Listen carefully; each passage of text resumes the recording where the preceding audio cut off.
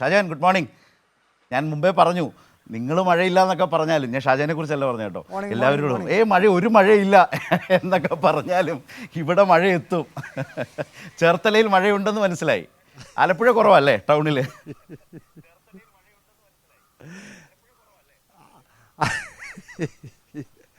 ആൾക്കാർ ഇത് മൊത്തത്തിൽ ഇപ്പോൾ അവിടെ മെസ്സേജ് വരുന്ന വലിയ നമുക്കൊരു ബുദ്ധിമുട്ടായിരിക്കുക. കാര്യം നമ്മളവിടെ രാവിലെ മഴയില്ലെന്ന് ശരത്തിനെയൊക്കെ വിളിച്ച് പറഞ്ഞാലും ആൾക്കാർ കൃത്യമായിട്ട് വിവരങ്ങൾ അവർ അറിയിക്കുന്നുണ്ട്. എന്തായാലും ആലപ്പുഴയിൽ പൊതുവേ ആലപ്പുഴ ഇന്നലെ രാത്രി ശക്തമായ മഴയായിരുന്നു, ശക്തമായ കാറ്റുണ്ടായിരുന്നു. കിഴക്കൻ മേഖലയിലൊക്കെ തന്നെ ജലനിരപ്പ് നേരിയ തോതിൽ ഉയരുന്നുണ്ട്. അതോടൊപ്പം തന്നെ ഈ കള്ളക്കടൽ പ്രതിഭാസത്തിന് സാധ്യതയുണ്ട് എന്നുള്ള മുന്നറിയിപ്പ് ദുരന്ത നിവാരണ സേനയുമൊക്കെ തന്നെ മുന്നോട്ട് വയ്ക്കുന്നുണ്ട്. അതോടൊപ്പം തന്നെ തീരദേശ മേഖലയിൽ ശക്തമായിട്ടുള്ള തിരമാലകൾക്ക് സാധ്യതയുണ്ട്. അതുകൊണ്ട് തന്നെ തീരദേശ മേഖലയിലും ഒക്കെ തന്നെ വളരെ ജില്ലാ ഭരണകൂടം വളരെ ഇന്നലെ മുതൽ തന്നെ നമുക്ക് കാണാൻ സാധിച്ചത് ആ പ്രദേശത്തൊക്കെ തന്നെ ജില്ലാ ഭരണകൂടത്തിലെ ഉദ്യോഗസ്ഥരൊക്കെ തന്നെ പരിശോധനകൾ നടത്തുകയും വേണ്ട മുന്നൊരുക്കങ്ങൾ നടത്തുകയൊക്കെ ചെയ്തു. അതോടൊപ്പം തന്നെ കിഴക്ക് ജലനിരപ്പ് ഒരുപക്ഷെ പെട്ടെന്ന് ഉയർന്നു കഴിഞ്ഞാൽ കടലിലേക്ക് ഒഴുകിപ്പോകുന്നതിന് നേരത്തെ തന്നെ വെള്ളം ഒഴുകിപ്പോകുന്നതിനുള്ള ക്രമീകരണങ്ങളൊക്കെ തന്നെ ചെയ്തിട്ടുണ്ട്. നേരിയ തോതിൽ കുട്ടനാട്ടിലും അതോടൊപ്പം തന്നെ മറ്റ് ചില പ്രദേശങ്ങളിലൊക്കെ തന്നെ നമുക്ക് അറിയാൻ കഴിഞ്ഞത് രാവിലെ മരങ്ങൾ റോഡിലേക്ക് വീഴുന്നു, ഗതാഗതം തടസ്സപ്പെടുന്നു. പക്ഷേ ആളപായമോ അത്തരത്തിൽ ദുരന്തങ്ങളോ മറ്റ് പ്രശ്നങ്ങളൊന്നും തന്നെ ഇതുവരെ റിപ്പോർട്ട് ചെയ്തിട്ടില്ല. പക്ഷേ എങ്കിലും ഇപ്പോഴും നമുക്ക് കാണാം ശക്തമായ ഒരു മഴയ്ക്കുള്ള മുന്നൊരുക്കമാണെന്ന് തോന്നുന്നു. അല്പം മഴയൊന്ന് രാവിലെ മാറി നിൽക്കുന്നു എന്നത് ഒഴിച്ചു വെച്ച് കഴിഞ്ഞാൽ ശക്തമായ മഴയായിരുന്നു ഇന്ന് പുലർച്ചെ വരെ. അതായത് നല്ല കാറ്റും നല്ല മഴയും ചേർത്തലയിലും അത് സമാനമായ രീതിയിൽ തന്നെ ആലപ്പുഴയിലും ഉണ്ടായിരുന്നു. അതുകൊണ്ട് തന്നെ ഈ തീരദേശ മേഖലയിലൊക്കെ തന്നെ കനത്ത ജാഗ്രതാ നിർദ്ദേശമൊക്കെ തന്നെ നൽകിയിട്ടുണ്ട്. കാര്യം കടൽ കരയിലേക്ക് വൻ തിരമാലകൾ അടിച്ചു കയറാനുള്ള സാധ്യതയുണ്ട് എന്നുള്ള കാലാവസ്ഥാ നിരീക്ഷണ കേന്ദ്രത്തിൻ്റെ മുന്നറിയിപ്പുകളൊക്കെ തന്നെ വന്നിട്ടുണ്ട്. അതുകൊണ്ട് തന്നെ തീരദേശ മേഖലയുമൊക്കെ തന്നെ ജാഗ്രതയിലാണ്. ശരത്ത്, കുട്ടനാടൻ പ്രദേശങ്ങൾ ഏതായാലും വെള്ളം പൊങ്ങാവുന്നത്ര മഴ പെയ്തിട്ടില്ല. പക്ഷേ എങ്കിലും സ്വാഭാവികമായും എല്ലാ മഴക്കാലവും വളരെ ജാഗ്രതയോടെ തന്നെ ശ്രദ്ധിക്കുന്നൊരു പ്രദേശമാണ് കുട്ടനാടിൻ്റെ വിവിധ പ്രദേശങ്ങൾ, അല്ലേ ഷാജഹാൻ? തീർച്ചയായിട്ടും കാര്യം നമുക്ക് ആലപ്പുഴയിൽ ശക്തമായ മഴ പെയ്താൽ പോലും കുട്ടനാടിനെ അത് ബാധിക്കില്ല. പക്ഷേ ഈ കിഴക്കൻ മേഖലയിൽ പെയ്യുന്ന മഴ അത് എല്ലാം കുട്ടനാട്ടിലേക്കാണ് ഒഴുകിയെത്തുന്നത്. പമ്പ, അച്ചൻകോവിൽ, ആറിലോട് അത് നേരെ കുട്ടനാട്ടിലേക്ക് വരും. കുട്ടനാട്ടിൽ കെട്ടിക്കിടന്നാണ് ജലനിരപ്പ് ഉയർന്നുകൊണ്ടിരുന്നത്. പക്ഷേ ഇപ്പോൾ അതിന് നമുക്കറിയാം കഴിഞ്ഞ പ്രളയത്തിന് ശേഷം അത് കടലിലേക്ക് ഒഴുകി പോകുന്നതിനുള്ള സംവിധാനമൊക്കെ ഒരുക്കിയിട്ടുണ്ട്. പക്ഷേ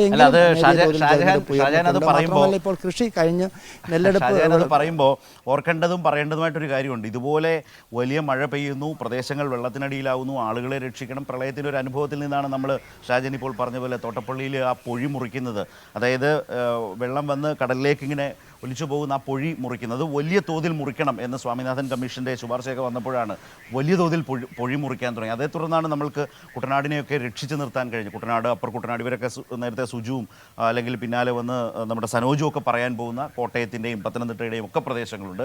ആലപ്പുഴയുടെ കുട്ടനാടുണ്ട്. അപ്പോൾ ഇതൊക്കെ രക്ഷിച്ചെടുക്കാൻ, ആ മനുഷ്യരെ രക്ഷിച്ചെടുക്കാനാണ് ഈ പൊഴി മുറിക്കുക എന്നാണ് പറയുക. പൊഴി വലിയ തോതിൽ മുറിക്കുക. അപ്പോഴത്തേക്ക് മാത്യു കുഴൽനാടനും സംഘത്തിനും അത് കടൽ മണൽ കൊള്ളയും ഖനനവും ഒക്കെയായി മാറും. അങ്ങനെ കോടതികളിലൊക്കെ കയറി ഇറങ്ങി. പക്ഷേ അവിടെ എല്ലാം തോറ്റുപോയി.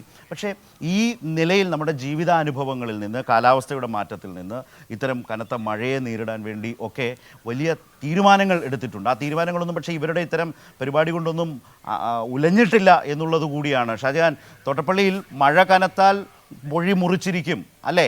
എന്തെങ്കിലും മാറ്റം അതിനുണ്ടോ? ആളുകളെ രക്ഷിക്കാൻ, നാടിനെ രക്ഷിക്കാൻ അതിനൊരു മാറ്റവും വന്നിട്ടില്ലല്ലോ അല്ലേ?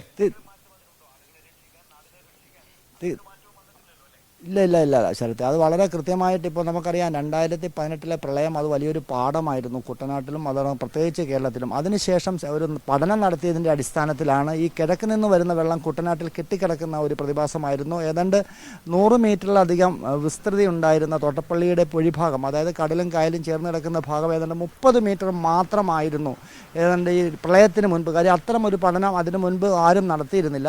പക്ഷേ അതിനുശേഷമാണ് ആ ഒരു വീതിയിൽ കിഴക്ക് നിന്ന് വെള്ളം വന്നു കഴിഞ്ഞാൽ കടലിലേക്ക് ഒഴുകിപ്പോകില്ല, അതിൻ്റെ വീതി വർദ്ധിപ്പിച്ചാൽ മാത്രമേ കിഴക്ക് നിന്നും കൂടുതൽ വെള്ളം വരുന്നത്, അതായത് മലയോര മേഖലയിൽ നിന്നും കുട്ടനാടിലേക്ക് വരുന്ന വെള്ളം നേരെ കടലിലേക്ക് പോകണമെങ്കിൽ വീതി വർദ്ധിപ്പിക്കണമെന്നുള്ള ഒരു പഠന റിപ്പോർട്ട് വരികയും അതേ തുടർന്ന് 100 മീറ്ററിലധികം വിസ്തൃതി ആ ഭാഗത്ത് വരുത്തുകയും ചെയ്യുകയും അതിനുശേഷമാണ് ഈ പ്രളയത്തിൽ നിന്നും കിഴക്കൻ മേഖലയെ, പ്രത്യേകിച്ച് കുട്ടനാടൻ മേഖലയെ രക്ഷപ്പെടുത്താനായിട്ട് സാധിച്ചത്.